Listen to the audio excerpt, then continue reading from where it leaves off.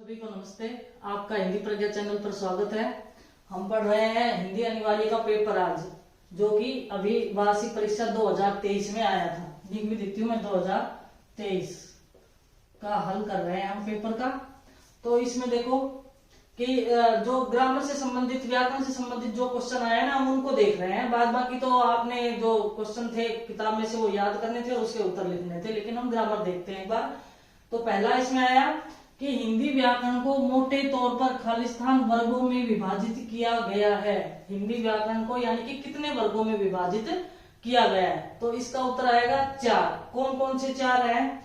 कि वर्ण, शब्द, पद और वाक्य, ये 4 है। इन 4 वर्गों में हिंदी व्याकरण को विभाजित किया गया है। तो यहाँ पर उत्तर अपना क्या आ जाएगा? 4 आ जाएगा। 4 वर्गों में विभाजित किया गया है। साधारण क्वेश्चन था ये।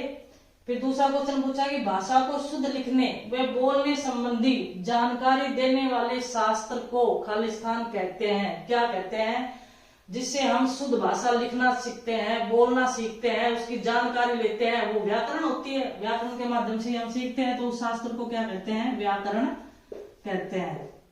जिस शास्त्र के द्वारा हम भाषा को शुद्ध बोलना, शुद्ध लिखना, मात्राओं के नियम, कौन कौन सी वर्तनी, कहाँ कहाँ पर कौन सी मात्राएं लगेगी, इस सब की जानकारी हमें व्याकरण के द्वारा मिलती है।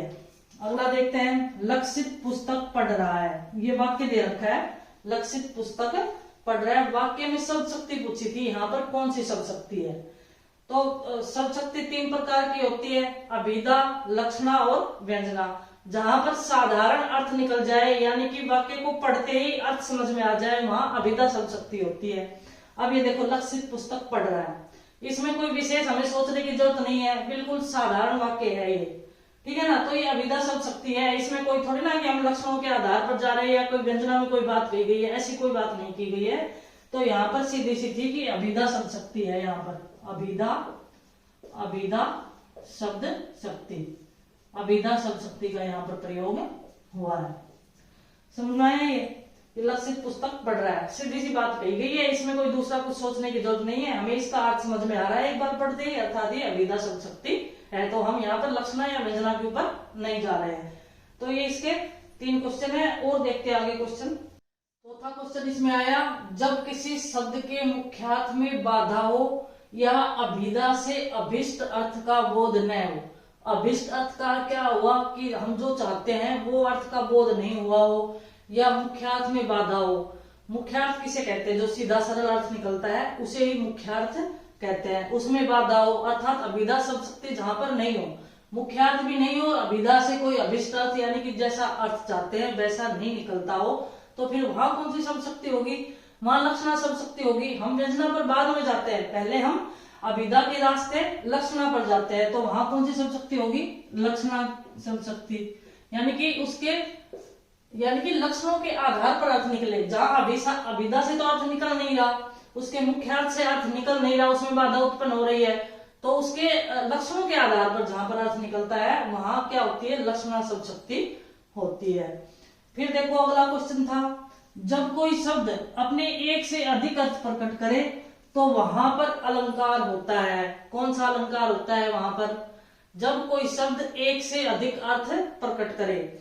जब हमने श्लेष अलंकार पढ़ा तो श्लेष का अर्थ होता है चिपकना, चिपका हुआ, अर्थात उस शब्द के एक से अधिक अर्थ चिपके होते हैं, यानी कि उस शब्द के एक से अधिक अर्थ निकलते हैं। और यही तो पूछा है कि जब कोई शब्द एक से अधिक अर्थ प्रकट करे तो वहां कौन सा अलंकार होता है? श्लेष अलंकार होता है। इसका उत्तर क्या आएगा? यहाँ पर श्लेष आएगा।